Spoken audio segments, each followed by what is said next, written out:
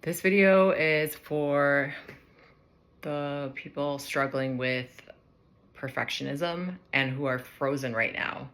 There's so much pressure right now to take advantage of all of this amazing, energetic, planetary alignments that are coming, are here, and they're coming in even more so in the next couple days, the next couple weeks. It'll reach a crescendo. Especially on the 19th. That's a big day. Mark it on your calendars if you don't know.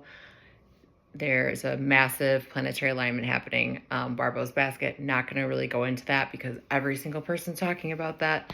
But I just want to reach a hand out to those of you who are struggling with feeling frozen right now, and kind of like the pressure for my spiritual people, or, for those who are kind of dipping their toe into the spiritual waters, and like hearing all these urgent messages. It can give you a lot of anxiety, and to take advantage of this time. I personally was kind of thrown into a void, and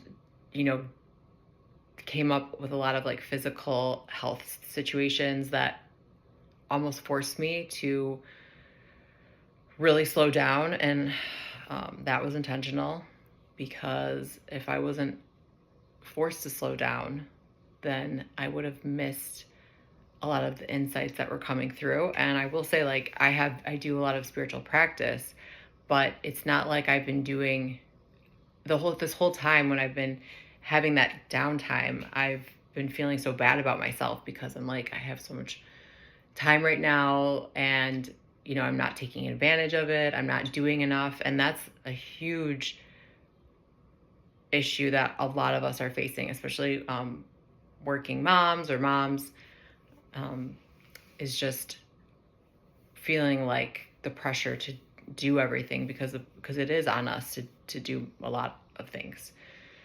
So when you have so much to do, kids, work, all your 3D reality roles and hats you have to wear, and then it's like self-care, and then your spiritual care and your spiritual practice. It can be very overwhelming. That's like a real thing, and I don't think it's talked about enough, about like managing both worlds, because a lot of spiritual teachers, when you're with that community, you talk about spiritual things, but it's like you almost need like a spiritual counselor to also go through the mundane world, like straddling both worlds, because we're straddling both worlds, the divine and the mortal world. So I've been talking about these golden threads that I've been feeling into, and really kind of like seeing being woven into my own life through synchronicity. There's just so much synchronicity happening. There's so much energy happening right now. It's absolutely wild. I don't even feel like I'm on this planet right now. I don't even feel like I'm in I feel like I'm in my body, but I don't feel like my body is my own body. My own physical body has changed so much, and even the last 3 months or the last week, and it goes back and forth. It'll be, different good or different bad, and even judging that and being like losing control of that, and also being in a time right now where nobody knows what's going to go on. Nobody knows what's happening. And we all feel out of control since 2020. That also is, in my feeling, intentional. And it's just part of the path that we're on, in this thread that the universe has been weaving for eons. And it is reaching a crescendo this week. But I have some good news for you. The main message is just, this moment in time does not demand our perfection. It demands our presence. So kind of just like let that land into you, land into your body. It does not demand our perfection. It demands our presence. And we are unable to understand perfection. Our human standards of perfection are always changing. The goalposts are always moving. One person's idea is different than another's. It's impossible to be perfect. It's impossible. Stop doing it.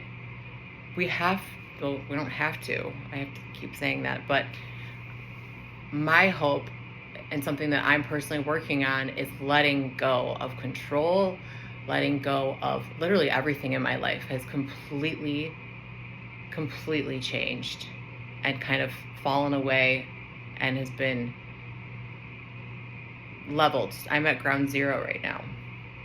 And I know so many people are feeling this way too. So whether or not we are at ground zero or we are still moving through the usual, that concept of fate and destinies is always there. And our human need for control, which perfectionism is a form of control, us trying to control how things should look, how we want things to look, how we want our lives to be. Our lives should be like this. This should look like this. I would just like to remind everyone that the universe has so much in store for us that our tiny little human minds can't even comprehend what's coming. The most seasoned astrologer, the most wise woman, the smartest person you know doesn't know what's going to happen. So we should stop putting so much pressure on ourselves to try to figure it out and to do whatever we think we're supposed to be doing. I know personally I've been like, what should I be doing? What should I be doing? I should be doing more. I should be doing this. I should be doing that. Like, so much pressure to figure it all out during this momentous time. But fate is there. Fate is fate. We don't have a control, in my feeling, of the divine plan.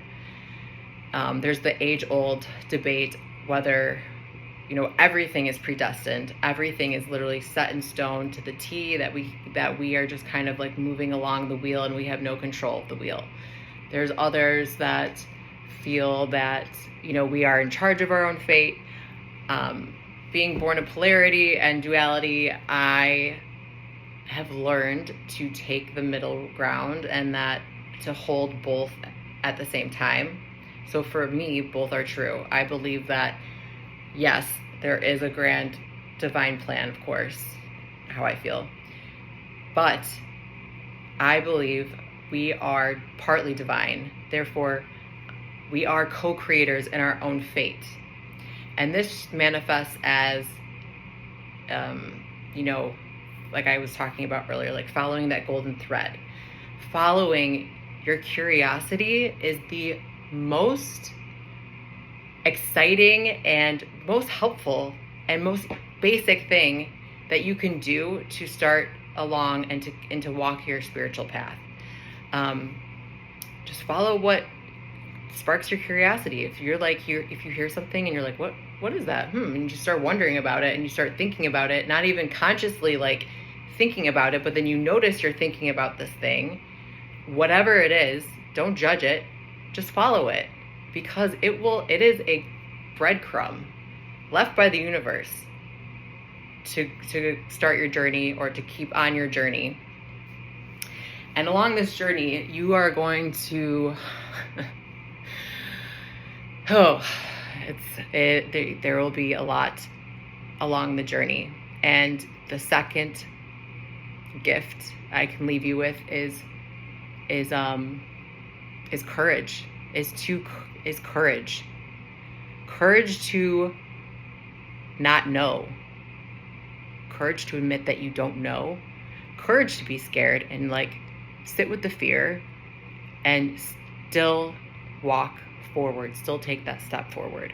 And the things that we are scared of the most, the things that make us feel like no the most, are usually, in my experience, the things that we are called to do or need to do the most. Like resistance is also a huge flag to be like, yeah, that's something to walk towards, not walk away from.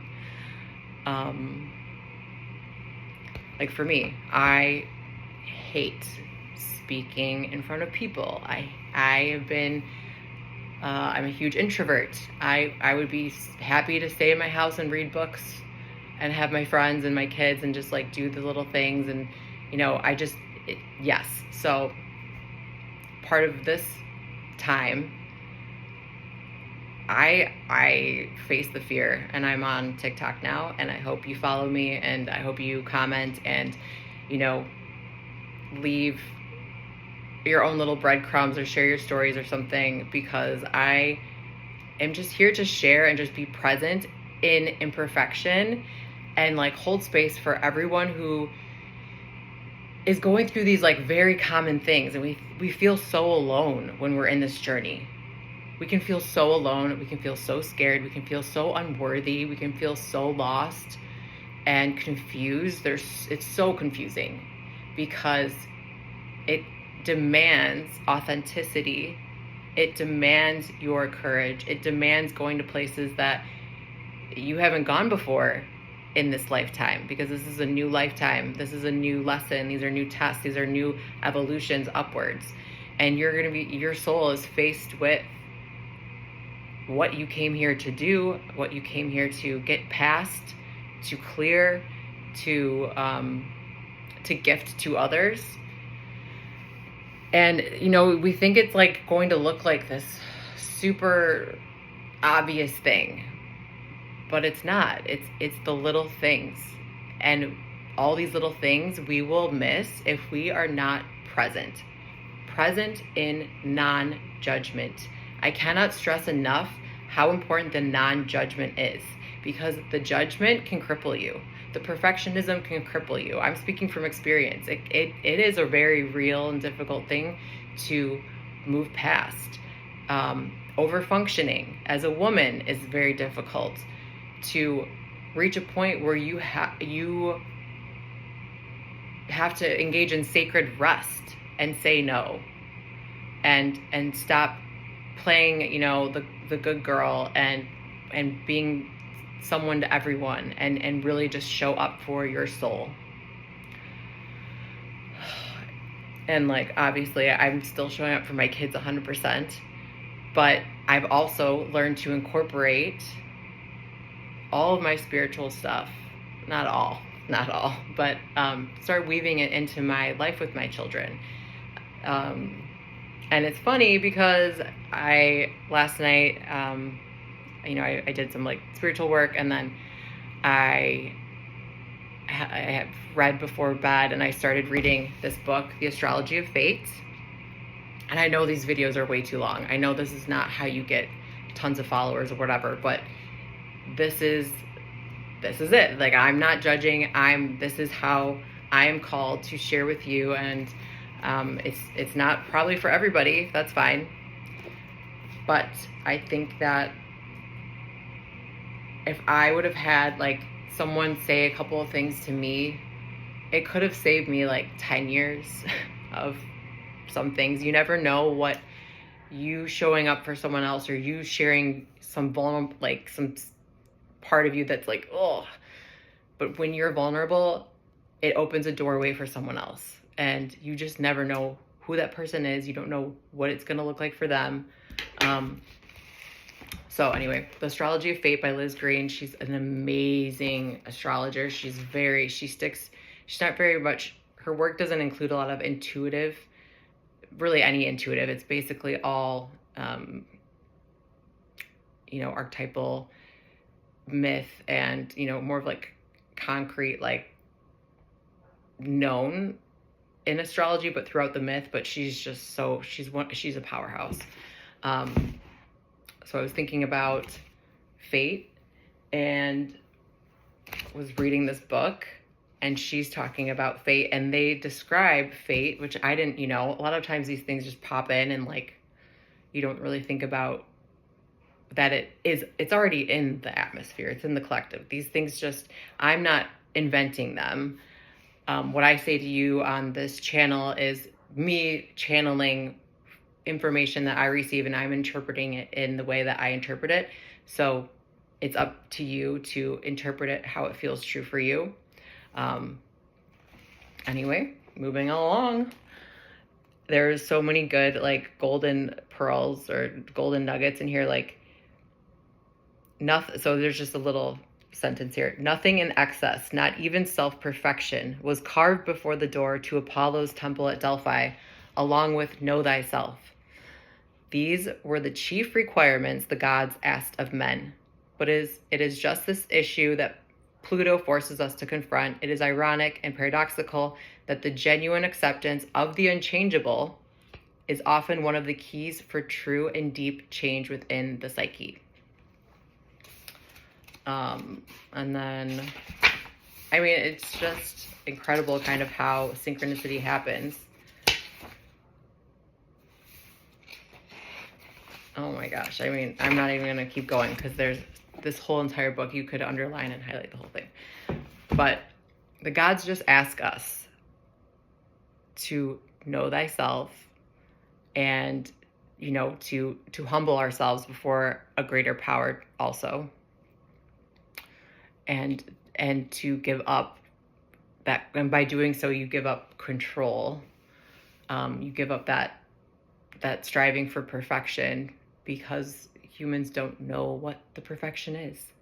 So everything we do trying to be perfect will be wrong. So just like give yourself a break and let it go. Just let it go and take the step. Follow your curiosity. Lead with courage. After courage, there comes a lot more, and it'll require more courage. And if anyone wants to dive into the underworld, I am experienced with working with Pluto and working in the underworld space a little bit. Yeah, so I am going to wrap up here. Oh, one more thing, just a little synchronicity. So today with my children, you know, I was like thinking about fate, why I'm, you know, making them breakfast and playing with them, and the air quality here is terrible, so everyone had to stay inside. It's really scary out. And we put on a movie, and I just randomly picked a movie called Brave because it's like the only Disney Pixar movie we haven't watched yet. And I was just laughing to myself because that movie is about fate. So yeah, and like the rest of the day, like I wanted to get in my little some little spiritual snacks. So like we did some light worker oracle cards, and my kids like just look at the cards and they think it's fun. And I also modeled what it looks like to just rest and to be. Like we were just like laying on the floor. I was, you know, running around all day.